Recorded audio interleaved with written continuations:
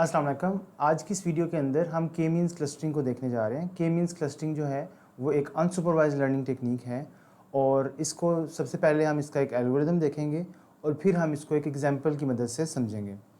तो के means clustering जो है उसका सिंपलेस्ट एल्गोरिदम जो है वो कुछ इस तरह से है कि हम एक नंबर ऑफ़ क्लस्टर्स जो हैं वो एट रैंडम पिक करते हैं, ठीक है।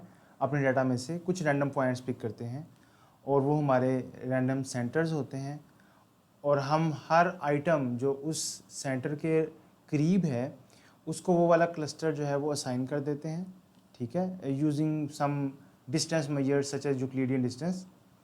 और उसके बाद हम हर क्लस्टर सेंटर को जो असाइन पॉइंट्स हैं उनके सेंटर में शिफ्ट करते हैं और देन हम क्या करते हैं कि ये स्टेप 2 और 3 जो है इसको हम रिपीट करते जाते हैं जब तक कि असाइनमेंट्स जो हैं वो चेंज नहीं हो जाती या एक थ्रेशोल्ड से कम नहीं हो जाती, ठीक है।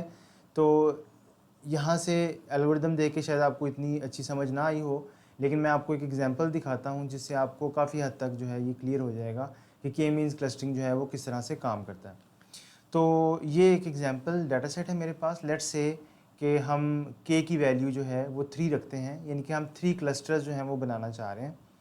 तो उस केस में हम कोई भी 3 रैंडम पॉइंट जो हैं वो ले लेंगे। ये हमारे जो हैं वो फीचर्स हैं, हम इसको x1 भी कह सकते हैं और इसको हम x2 कह सकते हैं, ठीक है।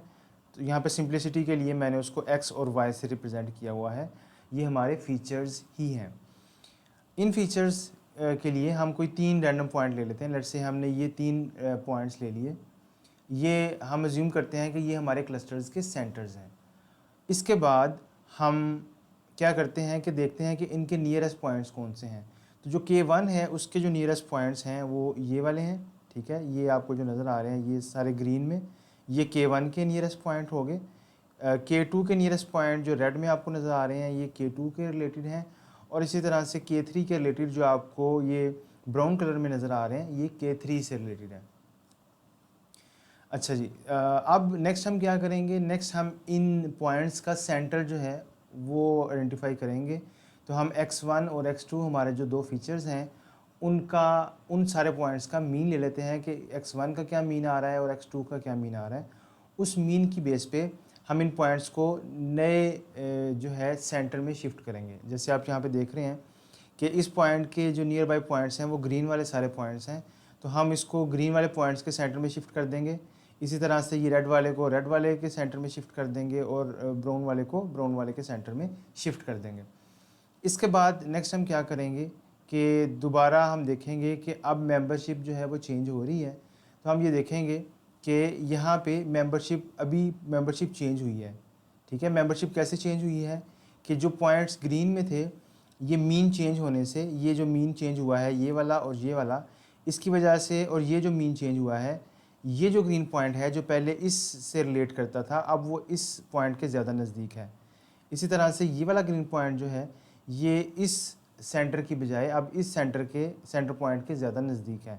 तो इसलिए ये जो 2 पॉइंट्स हैं इनका जो है वो मेंबरशिप चेंज हो जाएगी।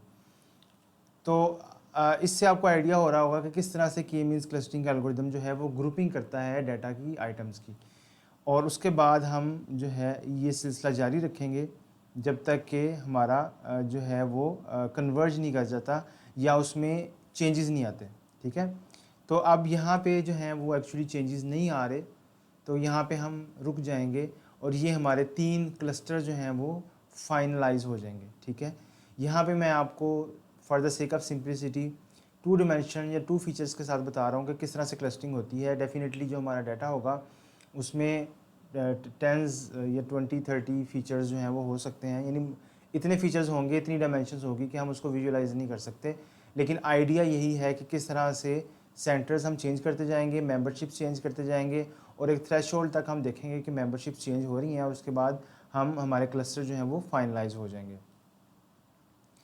प्रोज और कॉन्स क्या हैं के मीन्स क्लस्टरिंग के, इसमें सबसे जो मेन इसका एडवांटेज है इस एल्गोरिदम का, इट इज़ वेरी एफिशिएंट, ठीक है। इसकी जो कम्प्लेक्सिटी है वो बिग O है और इसके जो डिसएडवांटेजेस हैं वो इसकी फ्लेक्सिबिलिटी ही इसका डिसएडवांटेज है, क्योंकि the number of clusters must be pre determined.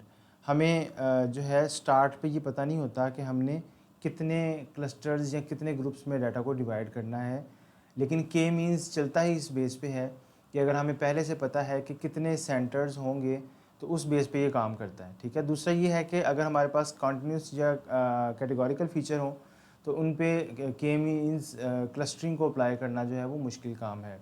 और थर्ड जो इसका डिसएडवांटेज है वो ये है कि इसके रिज़ल्ट जो हैं वो रिप्रोड्यूसेबल नहीं होते, क्योंकि हर दफ़ा क्या होगा कि हम कोई से 3 रैंडम पॉइंट्स जो हैं वो लेंगे और वो रैंडम पॉइंट्स जो रैंडम इनिशियलाइजेशंस होंगी वो हर दफ़ा डिफरेंट होंगी।